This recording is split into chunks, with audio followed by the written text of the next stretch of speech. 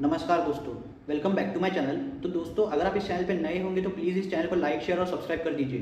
तो दोस्तों, आज हम बात करेंगे श्रीलंका के फूड और इकोनॉमिक इमरजेंसी के बारे में। तो दोस्तों, बिना देरी किए चलिए बढ़ते हैं हमारे टॉपिक की ओर।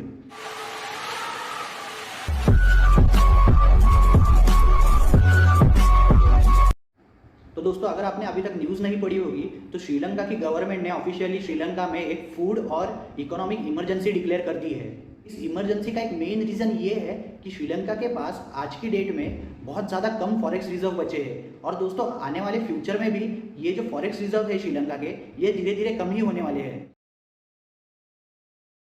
ये जो फॉरेक्स रिजर्व होते हैं ये एक कंट्री के इंटरनेशनल रिजर्व्स होते हैं। ये बेसिकली कंट्री के करेंसी के वैल्यू को डिसाइड करते हैं। तो कंट्री अपने फॉरेक्स रिजर्व्स में अपने कोई भी एसेट्स को रख सकती है, जैसे कि गोल्ड या फिर ट्रेजरी बिल्स या फिर कोई फॉरेन करेंसी। तो दोस्तों, एक सिंपल लैंग्वेज में अगर हम एक्सप्लेन करें तो जितने कंट्री के पास ज़्यादा फॉरेक्स रिजर्व्स होंगे उतने ही उस कंट्री की करेंसी की वैल्यू स्ट्रांग होगी। दोस्तों, श्रीलंका के फॉरेक्स रिजर्व आज की डेट में सिर्फ $2.8 बिलियन ही बचे हैं, जो कि काफ़ी ज़्यादा कम है। तो इसका एक साइड इफेक्ट ये हो रहा है कि श्रीलंका के करेंसी की वैल्यू काफ़ी ज़्यादा जल्दी जल्दी नीचे गिर रही है। अब दोस्तों, श्रीलंका अपना फूड मैक्सिमम बाहर से ही इंपोर्ट करती है और दोस्तों ये फॉरेन कंट्रीज़ पे बहुत ज़्यादा डिपेंडेंट रहती है अपने फूड सोर्सेज के लिए। और दोस्तों, क्योंकि इनकी करेंसी की वैल्यू धीरे धीरे कम हो रही है और इनके फॉरेक्स रिजर्व्स भी बहुत ज़्यादा कम हो चुके हैं, तो इन्हें फूड इंपोर्ट करने में बहुत ज़्यादा प्रॉब्लम आ रही है, जिसकी वजह से श्रीलंका में फूड स्कैर्सिटी बहुत जल्दी जल्दी बढ़ रही है।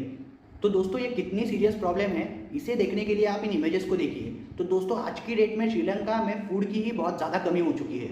और दोस्तों, जो श्रीलंका के लोअर क्लास और लोअर मिडिल क्लास के लोग हैं दोस्तों, वो स्टोर्स के बाहर लंबी लंबी लाइन लगा के खड़े हैं। इन प्रॉब्लम्स को टैकल करने के लिए श्रीलंका की जो गवर्नमेंट है उन्होंने फूड के होल्डिंग पे बैन लगा दिया है, जिससे कि लोगों तक फूड पहुंचता रहे और फूड के प्राइसेस और ना बढ़े।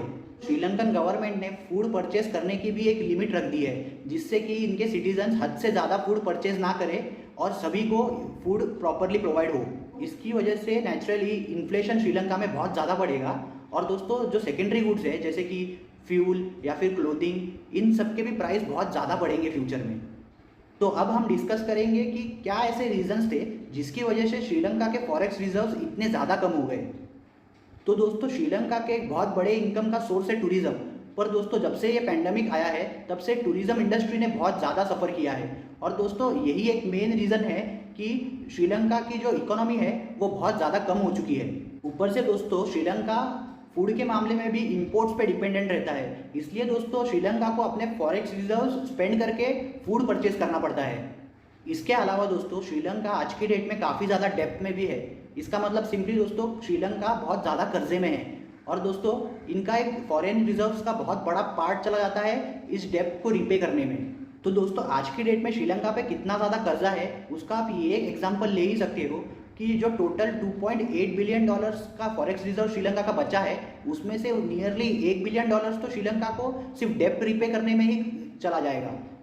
और दोस्तों, अगर फ्यूचर में श्रीलंका चाइना का डेप्ट रिपे कर नहीं पाया तो दोस्तों धीरे धीरे श्रीलंका चाइना के डेप्ट ट्रैप में फंसते जाएगा।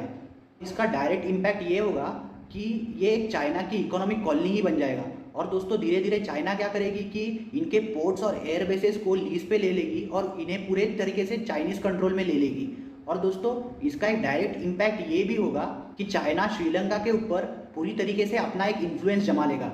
तो ये जो डेट ट्रैप है ये बेसिकली चाइना की इकोनॉमिक पॉलिसी ही रही है और इन्होंने इसमें बहुत सारे कंट्रीज़ को आज तक फंसाया भी है।